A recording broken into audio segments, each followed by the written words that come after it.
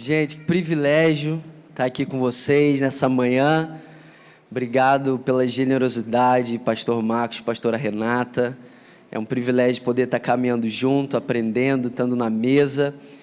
E como é precioso ouvir, testemunhar aquilo que Deus tem feito aqui nessa casa ao longo desses 4 anos. 4 anos, gente. Vocês só estão começando, amém? E Deus já tem feito tantas coisas preciosas. E eu creio que Ele vai continuar superando as maiores expectativas de vocês, conduzindo vocês para a glória dEle. Amém? Estou com muita expectativa para compartilhar uma palavra que está queimando no meu coração. Eu queria que você abrisse a sua Bíblia em Salmos capítulo 23.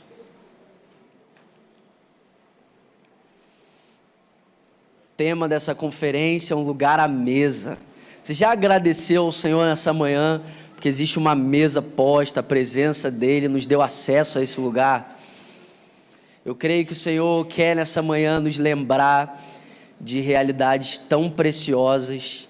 Ele quer aprofundar o nosso coração na dependência e na satisfação dEle. Amém? Salmos capítulo 23. Estou animado para estar esse dia com vocês. Vou estar aí até de noite, irmão.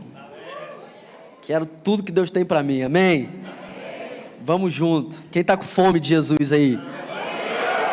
Quem está com fome de picanha aí? Tem gente que fala mais alto na picanha do que de Jesus, misericórdia. Vou te dar mais uma chance. Quem está com fome de Jesus aí? Aleluia, glória a Deus. Salmos capítulo 23. O Senhor é o meu pastor. Ele me faz repousar em pastos verdejantes. Leva-me para junto das águas de descanso. Refrigera minha alma. Guia-me pelas veredas da justiça, por amor do seu nome. Ainda que eu ande por um vale de sombra e morte, eu não temerei mal nenhum, porque tu estás comigo. O teu bordão e o teu cajado me consolam. Preparas uma mesa na presença dos meus inimigos. Unges minha cabeça com óleo, e o meu cálice transborda. Bondade e misericórdia certamente me seguirão todos os dias da minha vida, e habitarei na casa do Senhor para todo sempre. Jesus, nós amamos a sua palavra, nós desejamos ouvir a sua voz nessa manhã, desejamos, precisamos, carecemos da sua voz. Eis-nos aqui, Senhor. Nós nos voltamos para o Senhor nessa manhã, corpo, alma, espírito, mente, expectativas. Faz aquilo que homem nenhum pode fazer. Glorifica o seu nome nesse lugar. Levanta o seu nome nesse lugar. Salva o perdido, Senhor. Resgata aquele que estava caído. Aquece os nossos corações, abre os nossos olhos, Senhor. Nós queremos olhar para o Senhor, contemplar o Senhor. Nós queremos sair desse dia te amando um pouco mais, te honrando um pouco mais, te conhecendo um pouco mais. Nós queremos estar na mesa com o Senhor, com os nossos corações queimando de amor por Ti. Nós te amamos, Jesus. Será que você pode liberar palavras de amor e adoração a Jesus?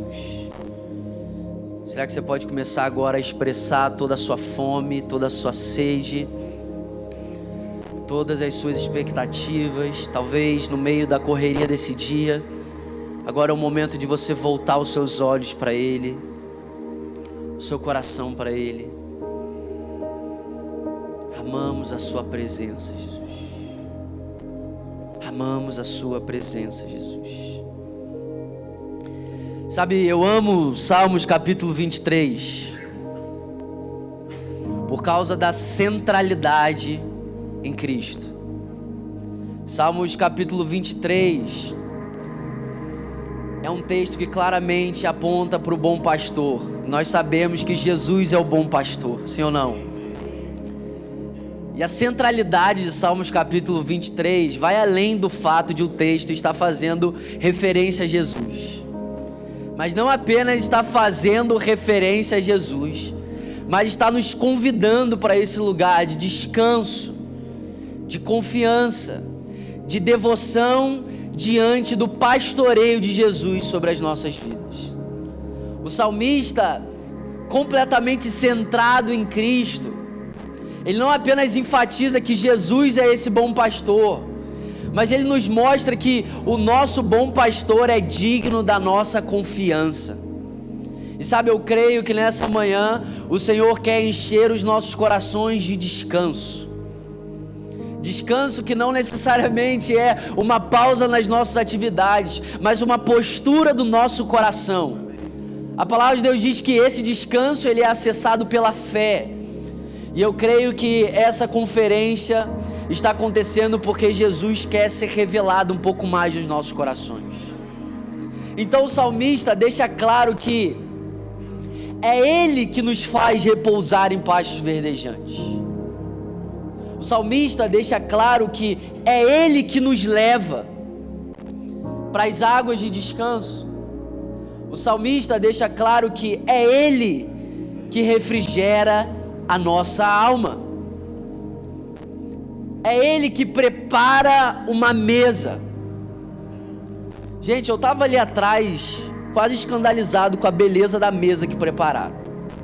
Falei, gente, se um homem pode preparar uma mesa dessa, imagina a mesa que Jesus preparou. Porque o salmista não está dizendo que ele preparou uma mesa para Jesus. O salmista está dizendo que o bom pastor prepara uma mesa para nós.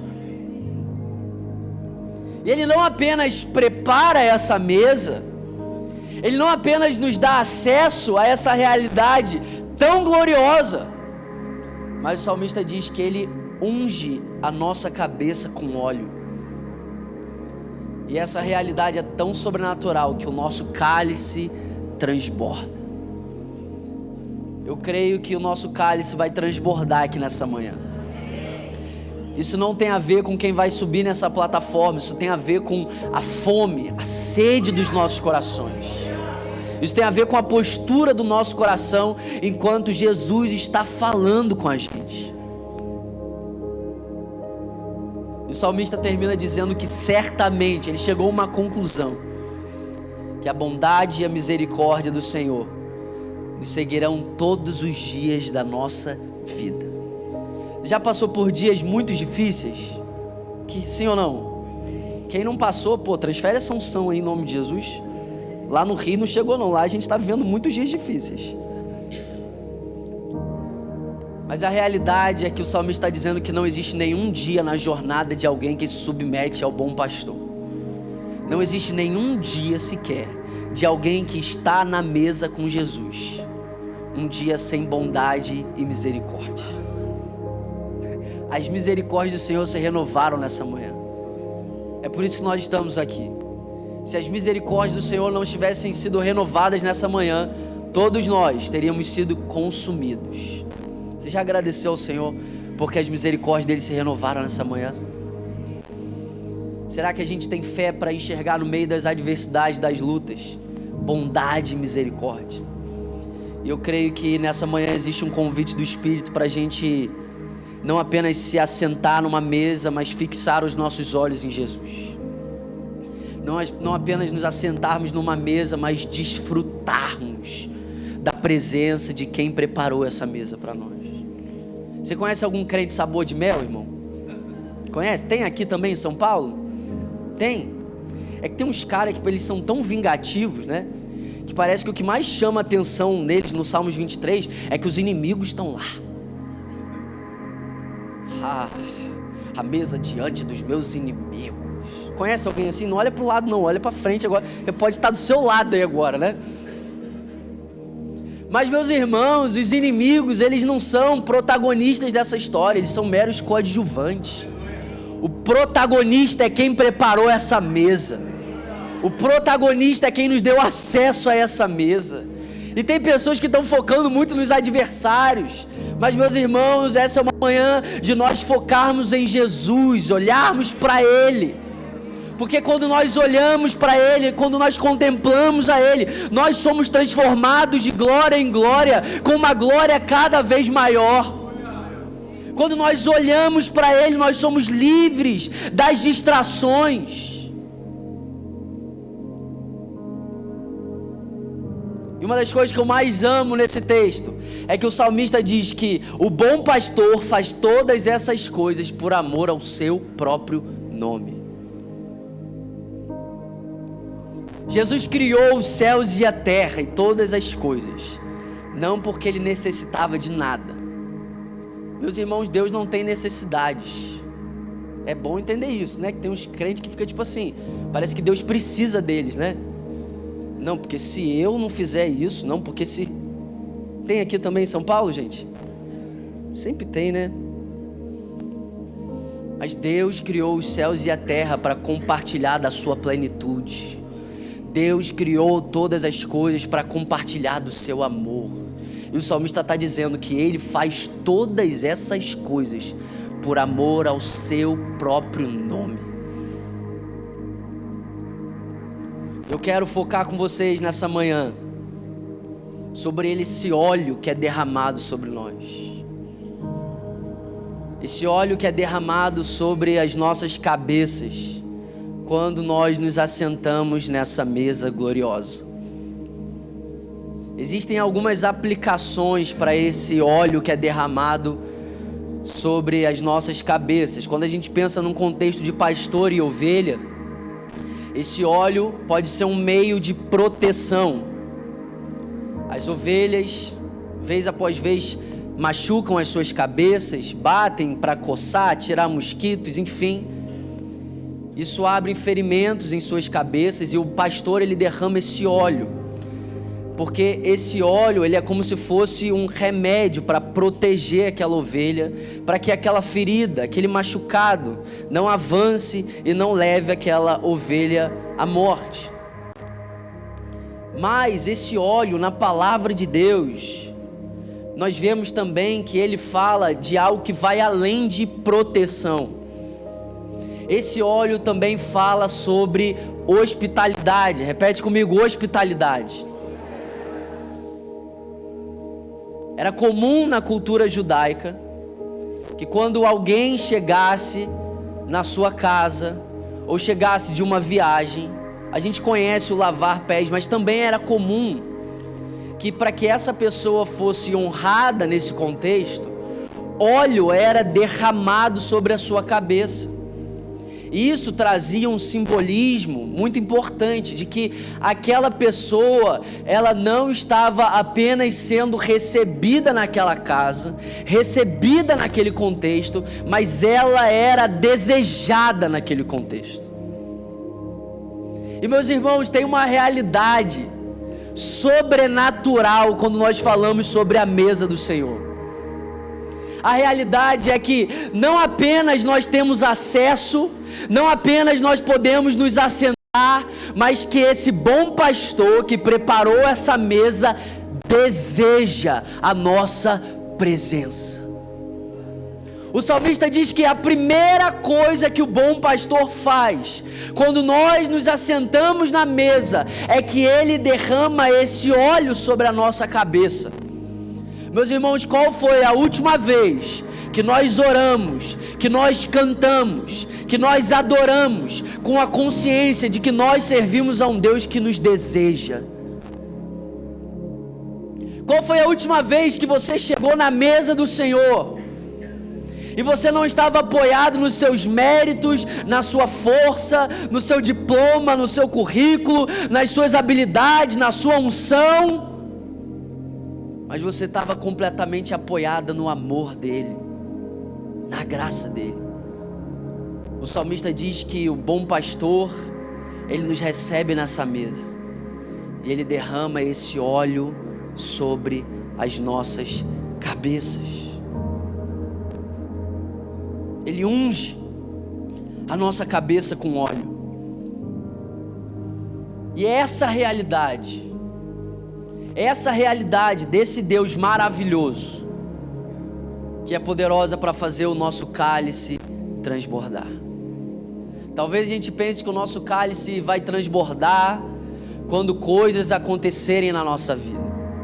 Nosso cálice vai transbordar quando reconhecerem a unção que eu carrego. O meu cálice vai transbordar quando eu estiver naqueles lugares. O meu cálice vai transbordar quando Deus me posicionar em determinadas geografias. Não, o seu cálice transborda quando você está consciente de quem Jesus é na mesa com Ele. Seu cálice não vai transbordar um dia que você pegar um microfone.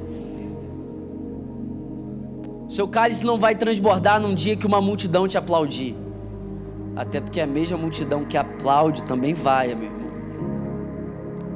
O nosso cálice transborda quando os nossos olhos estão fixos no bom pastor. Quando nós entendemos que por meio do seu sangue, por meio do seu corpo, Jesus é um novo e vivo caminho. Nós temos acesso a essa mesa gloriosa. A minha oração é que a gente não fixe os nossos olhos nos inimigos. A gente possa fixar os nossos olhos naquele que preparou essa mesa para nós. Em Lucas capítulo 7, versículo 36. Abra sua Bíblia em Lucas capítulo 7, versículo 36. A história de quando Jesus é ungido por uma pecadora.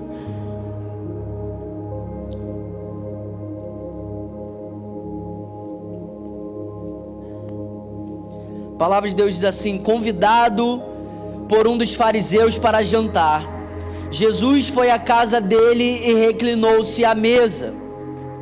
Ao saber que Jesus estava comendo na casa do fariseu, uma mulher pecadora daquela cidade trouxe um frasco de alabastro com perfume e se pôs atrás de Jesus aos seus pés. Chorando, começou a molhar os pés dele com as suas lágrimas.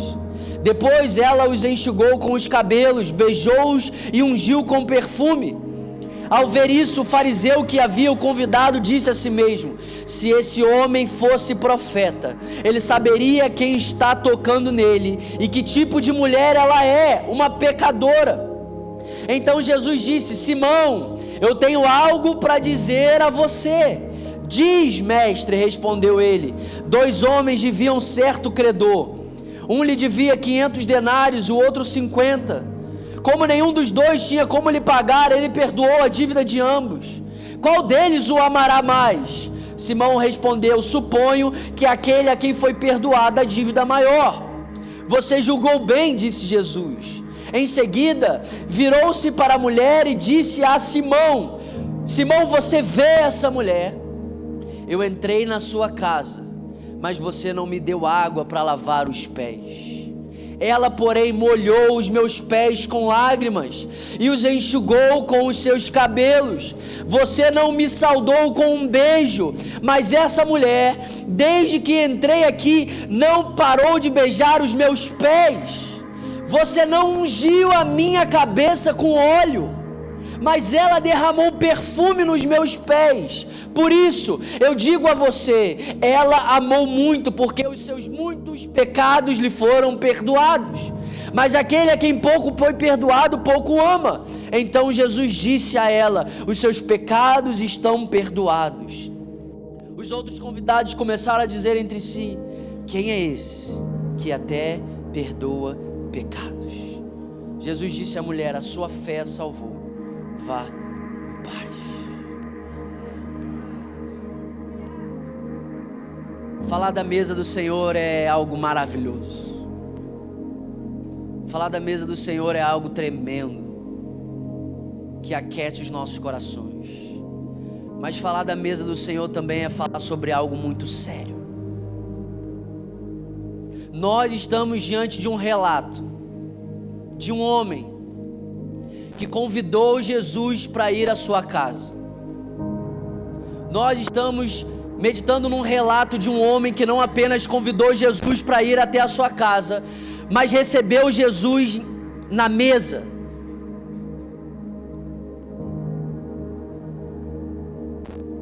E eu creio que nessa manhã nós precisamos nos lembrar que o fato de estarmos na mesa com Jesus não é a garantia de que nós estamos o honrando.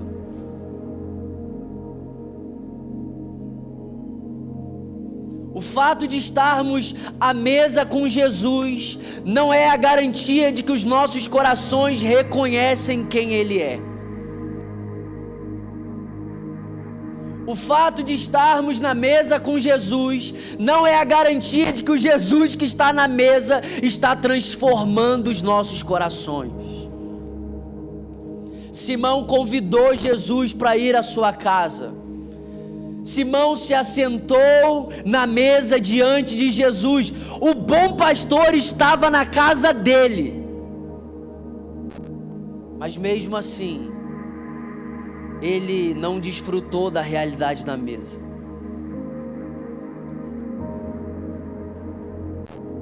E agora Jesus deixa claro qual era a expectativa do coração de Jesus a respeito de Simão. E é louco isso aqui, porque Jesus vai usar uma pecadora como um exemplo do tipo de coração que ele queria encontrar em Simão. Um homem instruído na lei, um homem que era um fariseu. E agora Jesus diz: Simão, desde que eu entrei na sua casa, você não me saudou com um beijo. Desde que eu entrei na sua casa, você não derramou óleo sobre a minha cabeça. É como se Jesus estivesse dizendo: Simão, parece que eu nem sou bem-vindo nesse lugar. Se eu não sou bem-vindo nesse lugar, por que você me convidou para estar aqui? Meus irmãos, existem pessoas que sentam à mesa com Jesus para colocar Ele à prova e não para adorar Ele. Existem pessoas que estão diante da mesa de Jesus para ver se o que Jesus fala é poderoso mesmo, e não para adorar a Ele. Simão agora está dizendo: se esse homem fosse de fato um profeta, ele saberia quem é essa mulher que está o tocando. Uma pecadora.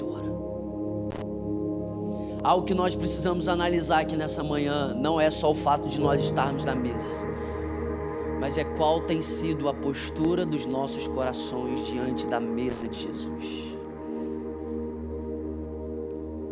Será que nós estamos nos esquecendo que fomos muito perdoados?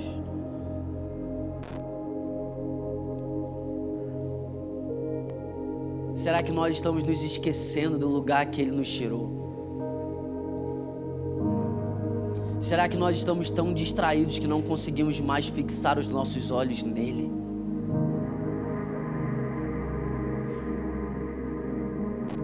Estar na mesa de Jesus não é tudo. E Jesus demonstra uma tristeza diante de Simão. Falou: Simão, você não ungiu a minha cabeça com óleo. Mas graças a Deus nós servimos a um Jesus que derramou esse óleo sobre a nossa cabeça. Diferente de Simão, que estava recebendo Jesus na sua casa para simplesmente colocá-lo à prova, Jesus está nos chamando para essa mesa porque Ele nos ama de todo o coração, porque Ele anseia pela nossa presença. Meus irmãos, a centralidade do Evangelho não é nem mesmo no nosso anseio pela presença de Deus. Na verdade, o que Jesus deseja de nós é uma resposta diante da convicção que o Evangelho nos traz de um Deus que ama a nossa presença, de um Deus que foi até o final, de um Deus que foi até a cruz, para nos trazer de volta para esse lugar. Eu creio que existe uma mesa posta diante de nós, e a minha oração é que a gente esteja sentado com o nosso coração cheio de temor, que nós não estamos assentados diante de homens e mulheres falhos, nós estamos assentados diante daquele que é santo, diante daquele que é digno, diante daquele que a palavra de Deus diz que Ele é luz e nele não habita treva alguma, diante daquele que nos amou primeiro, diante daquele que nos criou para Ele. Falar sobre a mesa também é falar sobre um lugar onde nós encontramos a suficiência em Cristo Jesus. Porque muitas vezes nós estamos apressados em sentar à mesa e apressados em levantar da mesa, e parece que isso já não mais afeta a nossa vida. Meus irmãos, se for para levantar da mesa, eu quero ser igual Jesus. Jesus sentou na mesa com os discípulos e levantou para lavar os pés deles. Ou seja, será que esse assentar à mesa está transformando a nossa vida quando a gente se levanta no dia a dia? Jesus se levanta da mesa em João 13, pega uma toalha e uma bacia. Será que a gente se levanta para viver a nossa vida mais parecidos com Jesus, com o caráter de Cristo em nós? Se a nossa resposta é não, talvez essa seja uma manhã não apenas da gente se assentar, mas se assentar com a postura correta, não com uma postura de arrogância como a de Simão, mas uma postura de um coração quebrantado, a postura de que eu jamais teria acesso a essa realidade se não fosse o sangue de Jesus. Eu jamais teria acesso a essa mesa se não fosse a graça de Jesus.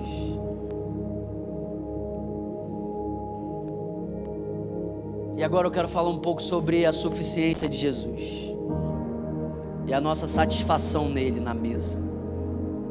Eu queria que você abrisse a sua Bíblia em 1 Coríntios no capítulo 10.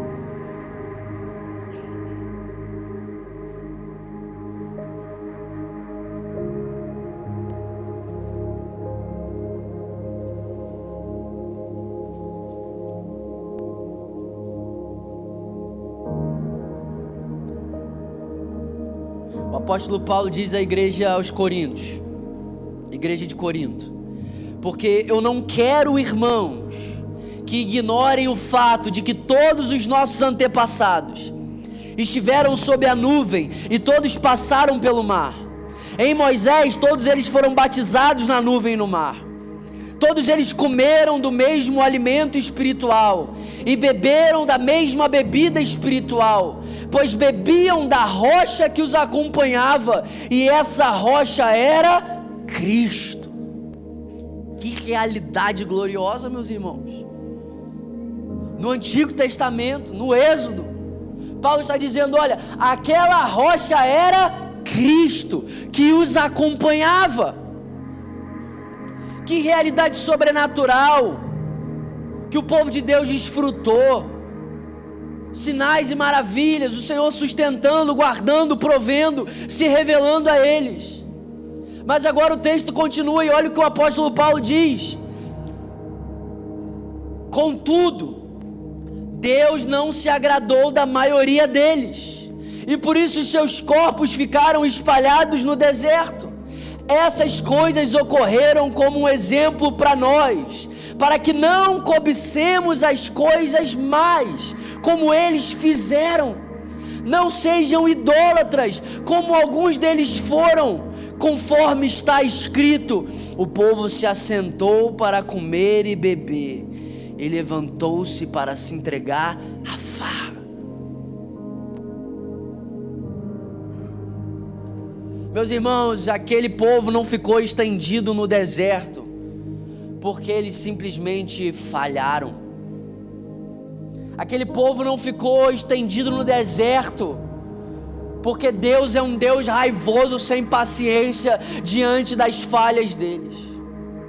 Aquele povo ficou estendido no deserto porque mesmo vivendo essa realidade tão sobrenatural, eles comeram do pão, eles beberam da mesma bebida espiritual.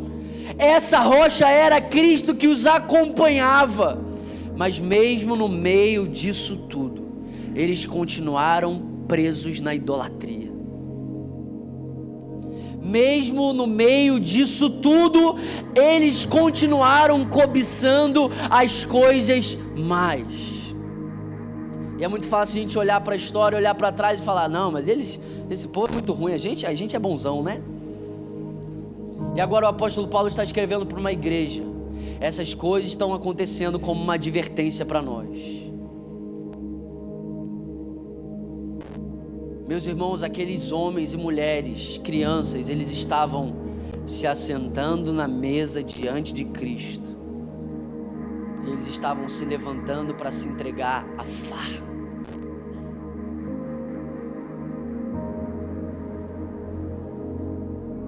Se assentou para comer e beber, mas levantou-se para se entregar à farra. E qual é a raiz dessa postura tão depravada? A idolatria, a cobiça. E meus irmãos, o Evangelho nos livra da cobiça. O Evangelho nos livra da cobiça quando nós encontramos a nossa satisfação em Cristo Jesus. Sabe uma coisa que eu creio que o Senhor deseja resgatar nos nossos corações? Contentamento. Nós temos muitos sonhos, isso é maravilhoso, não deixe de sonhar. Nós temos muitos planos, isso é maravilhoso, não deixe de planejar. Mas e se esses sonhos não se cumprirem? E se esses planos nunca se concretizarem? E se o Senhor tiver outros caminhos para nós?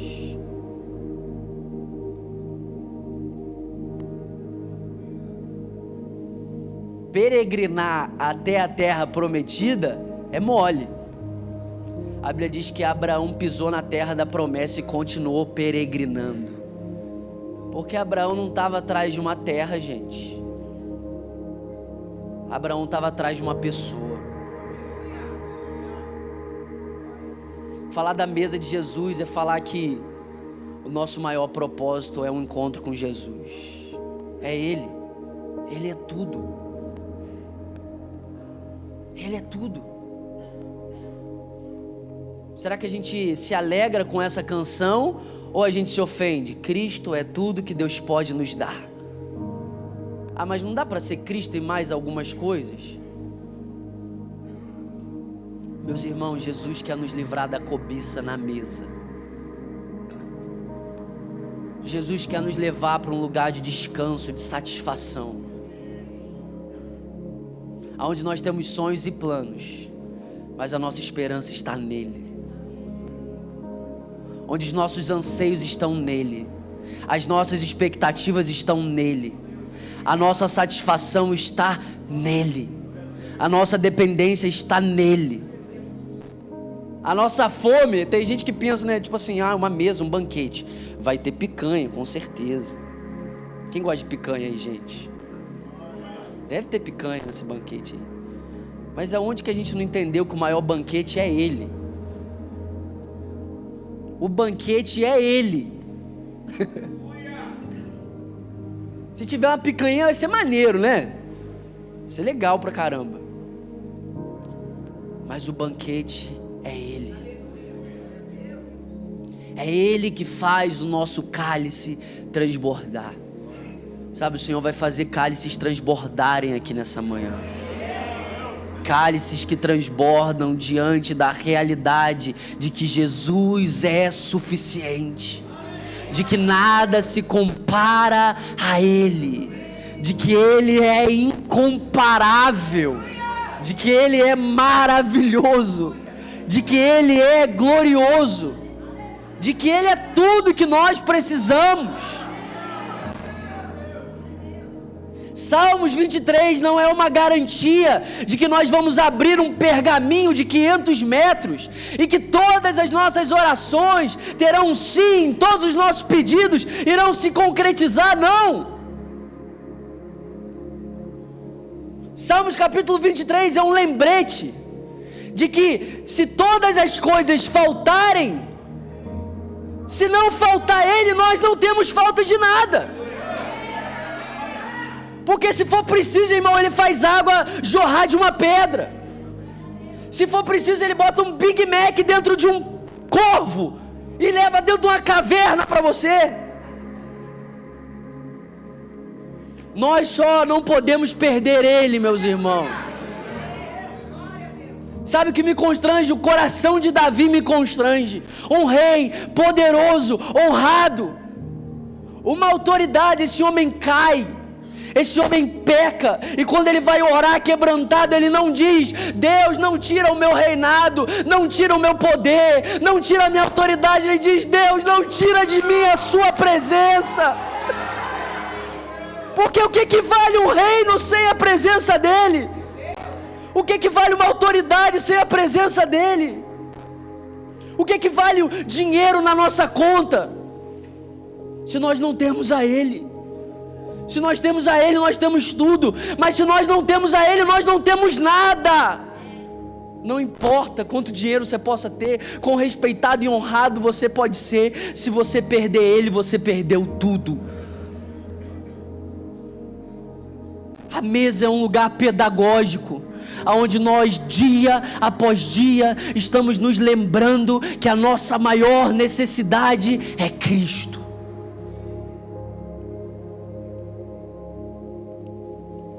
O texto continua e o apóstolo Paulo diz: não pratiquemos imoralidade sexual como alguns deles fizeram, em um só dia morreram 23.000, tampouco devemos pôr Cristo à prova, como alguns deles fizeram e foram mortos pelas serpentes. Além disso, não murmurem. Dá uma cutucada aí do lado agora. Meu Deus, está na Bíblia, hein, gente?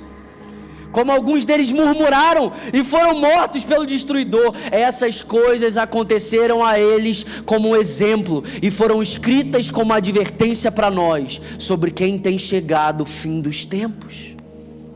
Assim, aquele que considera estar de pé, cuide-se para que não caia. Não sobreveia a vocês tentação que não fosse comum aos homens, mas Deus é fiel, e Ele não permitirá que vocês sejam tentados além do que podem suportar. Antes, quando forem tentados, Ele mesmo providenciará um escape para que possam suportar. Por isso, meus amados irmãos, fujam da idolatria. Olha o que o apóstolo Paulo está escrevendo para a igreja, irmão. O apóstolo Paulo não está escrevendo para o mundo. O apóstolo Paulo está escrevendo para uma igreja: fujam da idolatria, porque é possível ser um crente idólatra.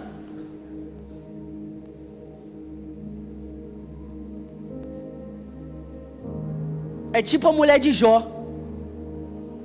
Quando Deus não serve mais para proteger os nossos recursos, a nossa família, Deus não serve para mais nada.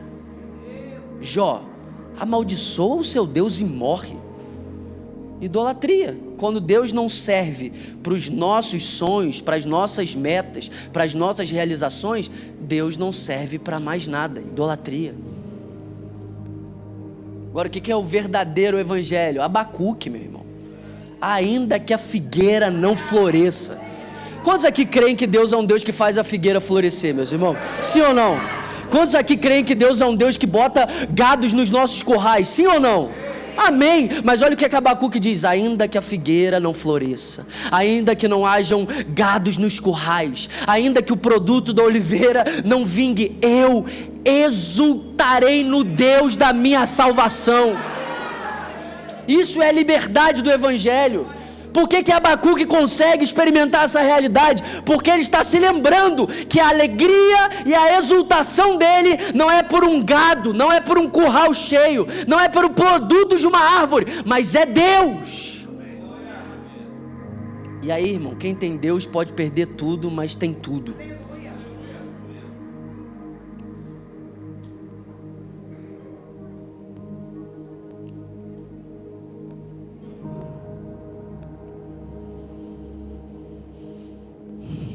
Não quero dizer, no final do capítulo 10, olha o que o apóstolo Paulo diz, no versículo 20.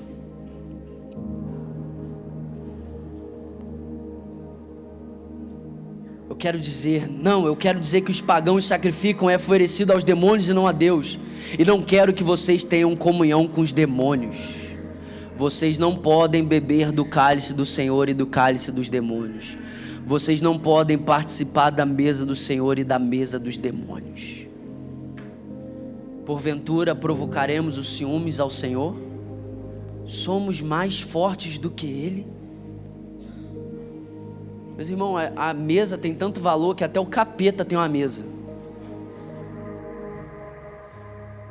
Está no texto ali, está lendo? A mesa dos demônios. Mas Mas não dá para a gente sentar na mesa do bom pastor como um demônio senta na mesa do capeta, irmão. Não dá, cara. Nosso coração precisa estar contrito. A gente não pode se acostumar com a beleza de Jesus e a dignidade de Jesus. Não dá para se assentar nessa mesa e se levantar para ir para a farra. Não dá, gente. Não dá. Qual é a raiz que o apóstolo Paulo diz? Idolatria. Essa é a imagem distorcida de quem Deus é. Mas eu creio que toda distorção está sendo quebrada aqui nessa manhã. Que o verdadeiro Deus, o verdadeiro Jesus, o verdadeiro Espírito está sendo revelado aos nossos corações. Aquele que é suficiente. A palavra de Deus diz que dele, por meio dele e para ele são todas as coisas. Meus irmãos, nós fomos criados para ele. Esse cargo que nós carregamos, esse status, essa posição, isso tudo um dia vai passar. Mas o meu anseio vai ser um dia que a gente vai sentar na mesa e os nossos olhos vão se abrir e Jesus vai estar sentado lá. Para sempre nós estaremos com Ele. Mas sabe, meus irmãos, Jesus é digno demais para só ser honrado naquele dia. Jesus precisa ser honrado hoje.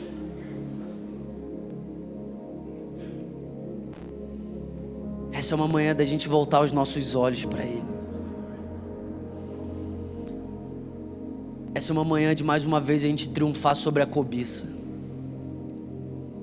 Talvez nós não tenhamos tudo que nós sonhamos, desejamos, mas nós temos tudo que precisamos, meus irmãos.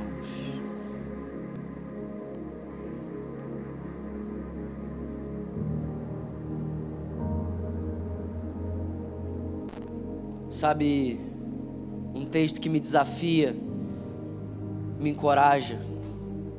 A Thay sempre prega esse texto. Salmos capítulo 73. Quando a palavra de Deus fala sobre Asaf. Meus irmãos, Asaf está tendo uma crise de fé. Asaf está sendo levado por uma enxurrada de informações, de mentiras, de tentações. Asaf agora começa a ver a realidade dos ímpios e ele começa a olhar para a vida dele e fala: gente, parece que os ímpios estão melhor que eu. Mas sabe quando as coisas mudam? Quando o Asaf entra no templo e agora ele é lembrado qual é o fim dos ímpios. E agora ele é lembrado que as coisas que os homens mais se apegam nessa vida são passageiras. E agora, diante dessa realidade, o coração de Asaf começa a ser quebrantado, o coração de Asaf começa a voltar para esse lugar da suficiência de Deus, da liberdade de Deus, de que Deus é tudo que ele precisava.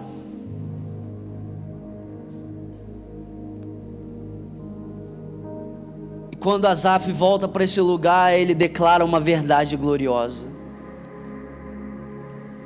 Ele diz: quem tenho eu nos céus senão a ti?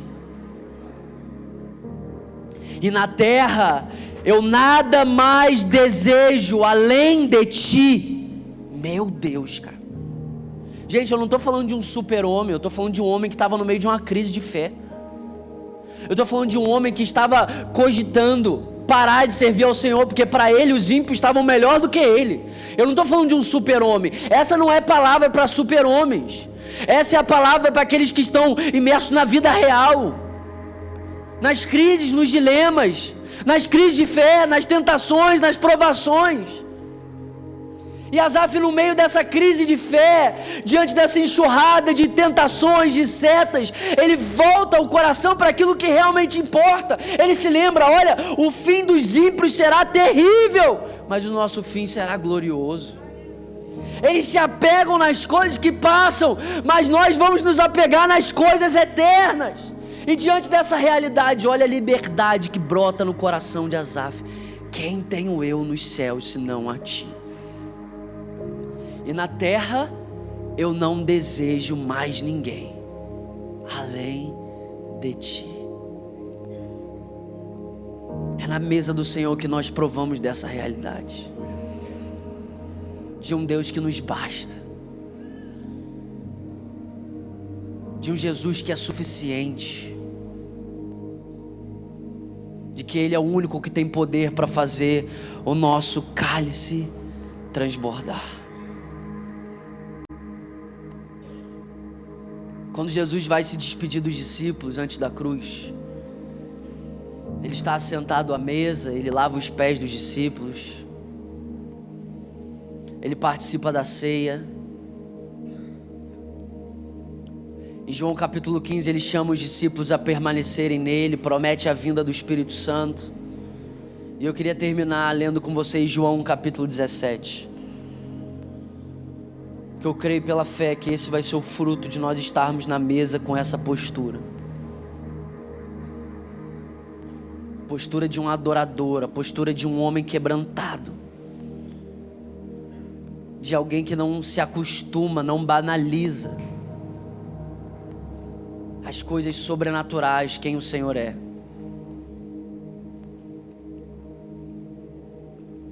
João capítulo 17, versículo 24. E permanecer na Bíblia, gente, não fala, se você for pegar a raiz da palavra permanecer no original, fala sobre preservar o mesmo status, a mesma motivação e a mesma intenção. Então, permanecer na Bíblia não fala só de algo geográfico.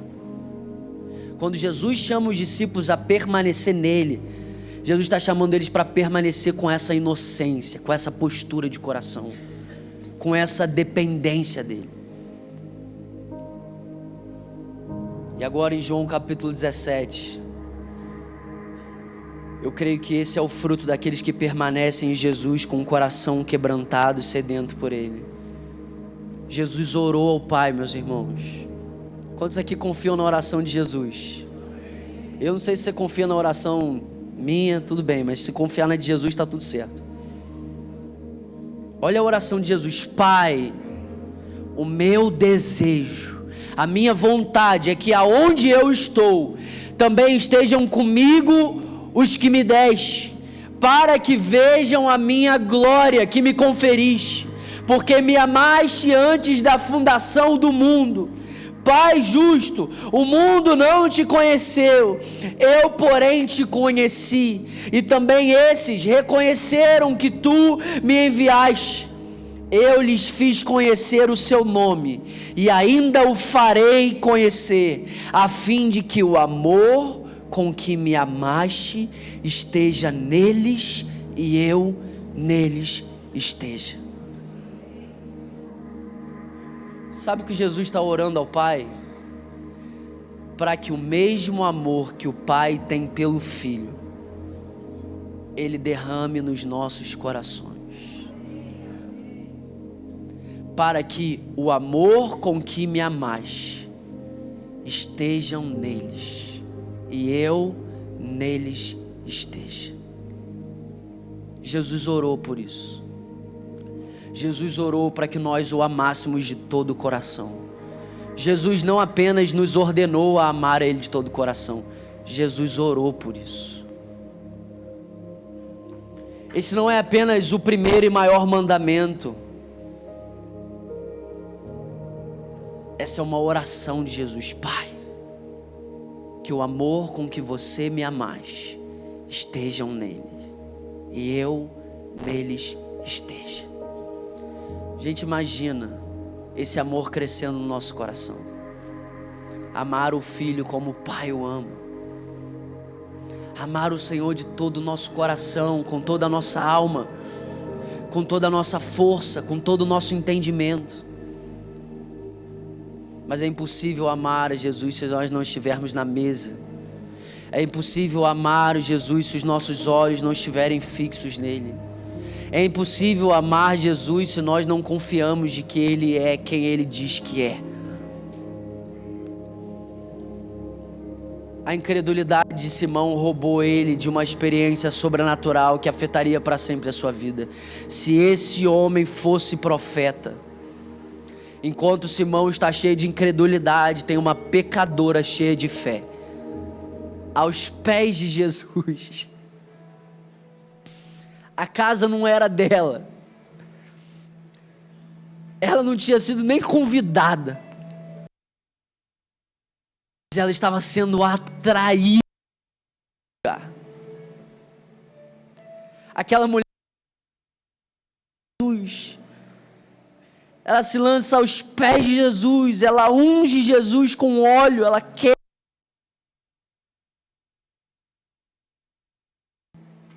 Sabe, meus irmãos, é esse tipo de postura que Jesus é digno de receber. Meu Deus.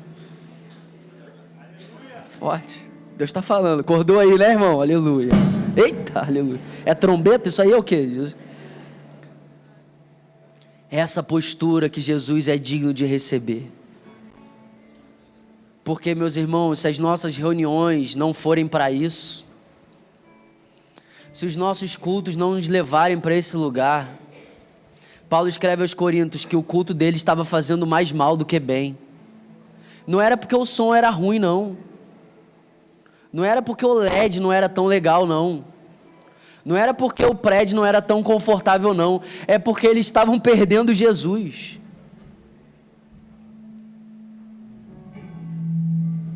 Eles estão esquecendo um dos outros. Aí Paulo diz: o culto de vocês faz mais mal do que bem.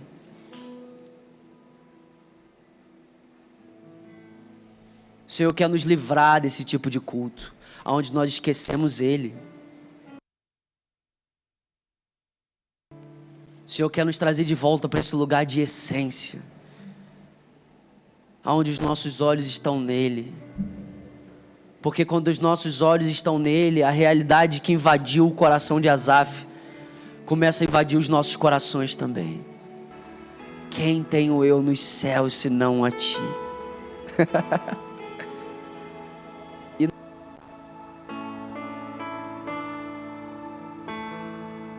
E nada além de estar junto de ti. Eu queria que você ficasse de pé no seu lugar.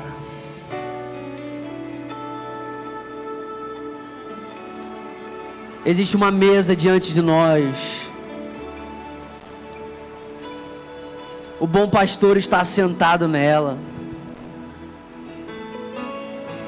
Ele não apenas nos deu acesso, mas ele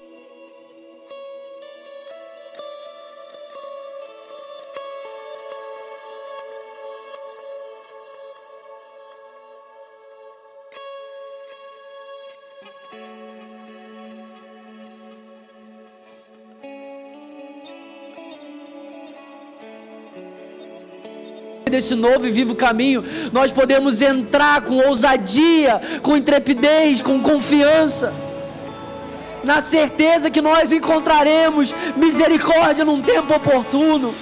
Meus irmãos, o tempo oportuno é agora, da gente se prostrar diante de Jesus, da gente se voltar para Ele. Talvez nós podemos estar aqui nessa manhã, nós podemos ter entrado nesse lugar com tantas motivações erradas. Talvez nós podemos estar nesse lugar fixando os nossos olhos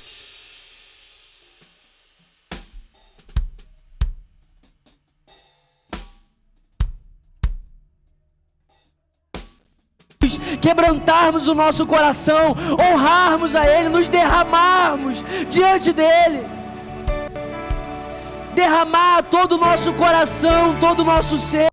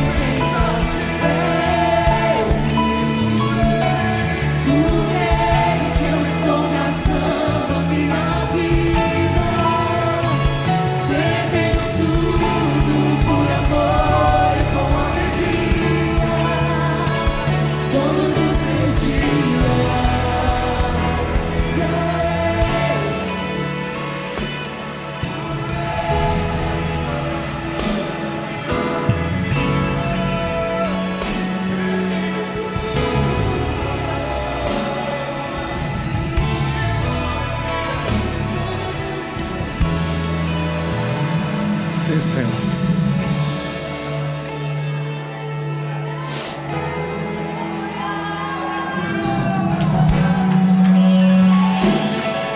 Meu irmão,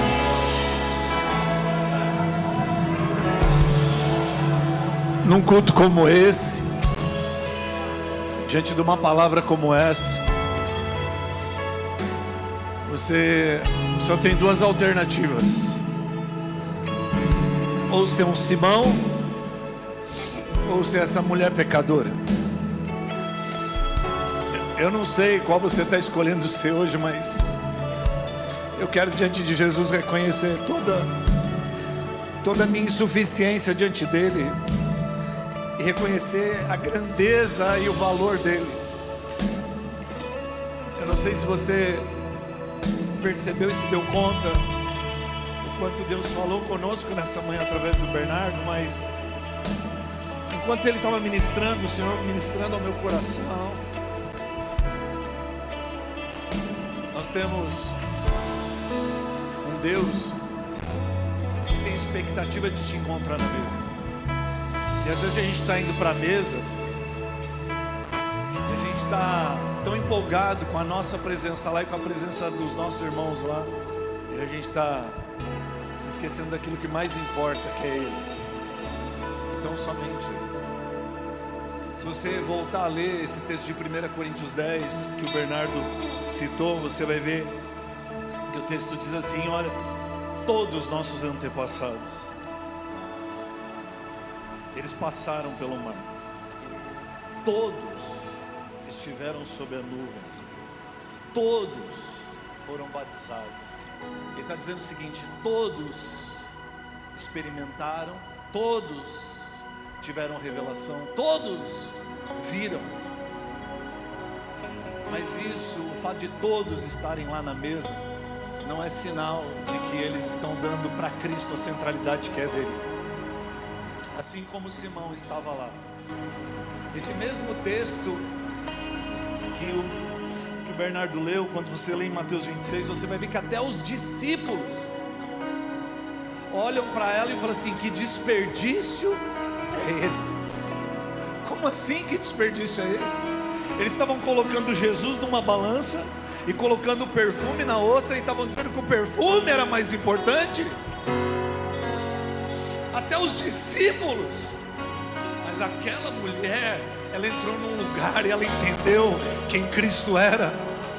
Sabe, meu irmão, não importa o que vai ser, o que vai acontecer, não importa nesse momento, sabe, os nossos sonhos, porque não é que a gente não pode ter, e não é que Deus não se importa com essas coisas, mas é que quando você está contemplando a beleza dele, tudo perde valor e sentido. Quando Cristo está na mesa, a atenção ela não divide mais, você não consegue mais olhar para o lado, você é capturado pela beleza dele de uma tal forma que todas as outras coisas perdem sentido e valor. Se as outras coisas ainda têm muito sentido e valor quando ele está na mesa, é porque a gente ainda não sabe quem ele é. Eu quero que você ainda, nesse momento final que nós temos, você possa ser como essa mulher pecadora. Será que você pode contemplar Jesus aqui hoje? Será que você pode dar a sua adoração? Será que você pode quebrar o seu vaso de alabastro aqui hoje? Não só através da sua extravagância, não só através da sua adoração, mas através da oração ousada que você vai fazer hoje. Senhor, olha, eu tenho esses sonhos, eu tenho esses projetos, mas hoje eu decido colocar todos eles de lado, só para dizer que o Senhor é o que mais importa na minha vida. Será que você pode fazer isso?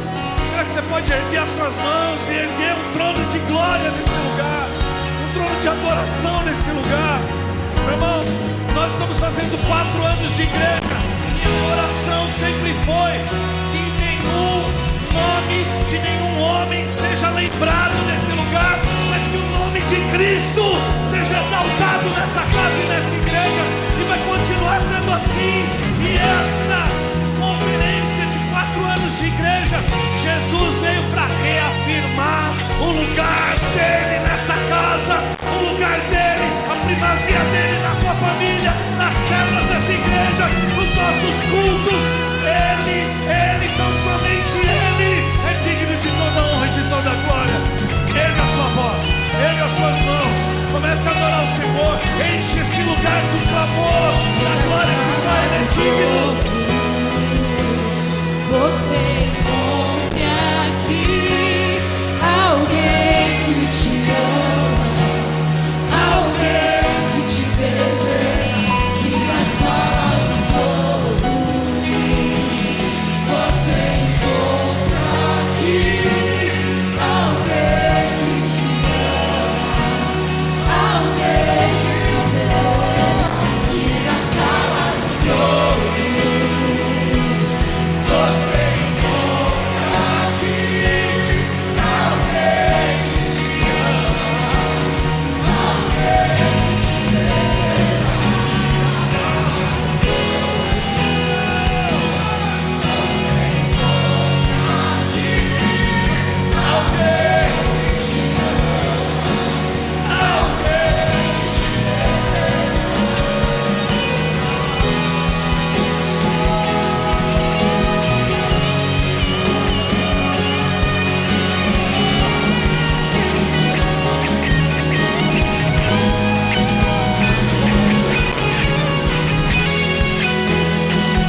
Jesus!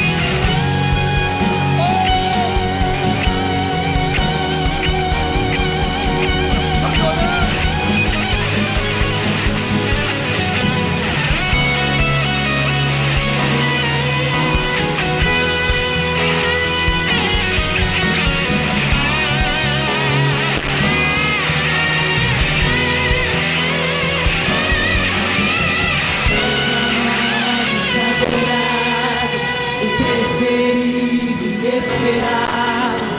És amado, és adorado, o preferido e esperado.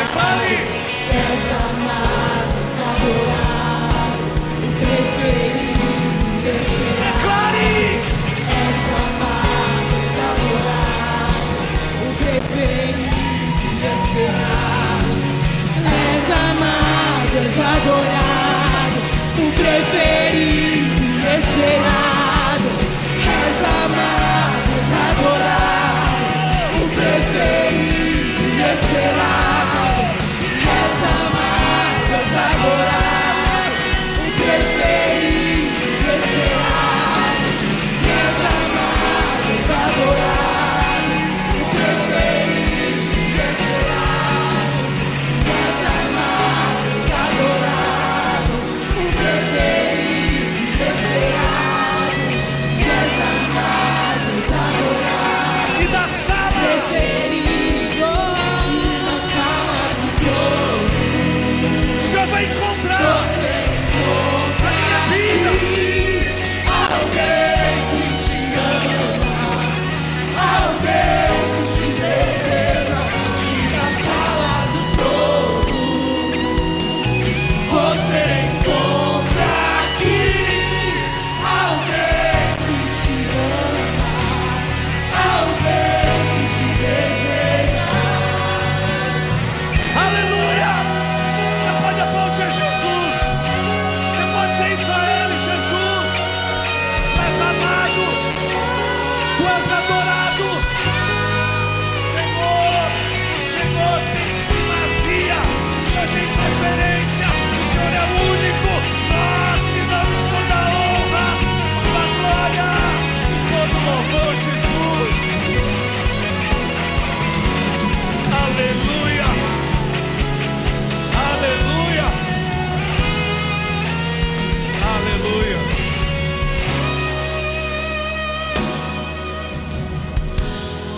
Isso não precisa e não vai acabar aqui, aleluia. Obrigado, Bernardo. Depois você passa aqui e dá um abraço neles, honra a vida deles. Tudo aquilo que nós, como igreja, como pastores, pudermos fazer para honrar eles, nós vamos honrar. Mas a gente queria que você pudesse liberar uma palavra sobre ele de bênção. Sabe, eles saíram do Rio de Janeiro muito cedo hoje. Eu não sei nem se eles dormiram, para poder chegar bem cedo aqui e nos servir. Nós somos o corpo, somos irmãos, mas ele tem tantas responsabilidades lá. Eles deixaram a casa deles para virem aqui para poderem ser esses profetas do Senhor sobre as nossas vidas. Então eu queria que vocês pudessem honrá-los, abençoar a vida deles, né? Que vocês, ao longo do dia de vocês, durante talvez o tempo devocional de vocês, se lembrem desse casal que está lá no Rio e que precisa das suas orações. Nossos irmãos queridos que estão fazendo uma obra incrível lá, você possa abençoar a vida deles. Quantos foram abençoados aqui nessa manhã? Tem mais sede, mais fome aí para mais do Senhor?